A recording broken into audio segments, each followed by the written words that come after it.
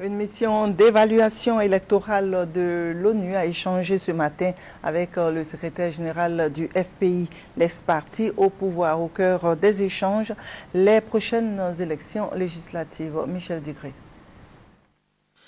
Après la tempête consécutive à l'élection présidentielle, l'Organisation des Nations Unies se préoccupe de la tenue des législatives dans un climat beaucoup plus apaisé. Pour dégager les nuages et favoriser un consensus autour de cette échéance électorale, la délégation onusienne a écouté les préoccupations du secrétariat général du Front populaire ivoirien. Pour les responsables de ce parti, le FPI est prêt et ouvert à toutes les discussions. Il faut sauvegarder les acquis et avancer, ont-ils indiqué. Cependant, des inquiétudes demeurent et il conviendrait, selon eux, de les élucider dès maintenant. Il s'agit, entre autres, de la clarification des questions sécuritaires et judiciaires liées à plusieurs cadres du FPI en exil et qui sont des potentiels candidats aux élections législatives.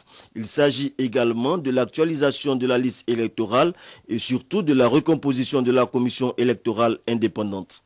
Sur 31 membres qui composent la commission électorale indépendante, il y a 17 membres à l'origine qui sont du côté de l'opposition et 14 membres qui étaient du côté du pouvoir.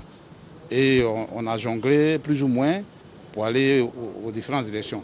Mais aujourd'hui, si on tient compte de la nouvelle configuration politique, sur les 31, il n'y aura que 5 représentants de l'opposition.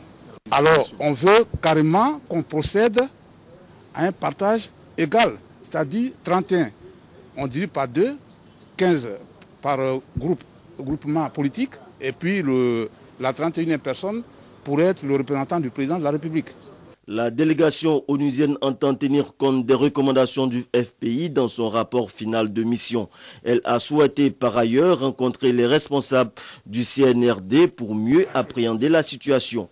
Prochaine étape de la mission onusienne, les localités de Daloa, Yamoussoukro et Diokou.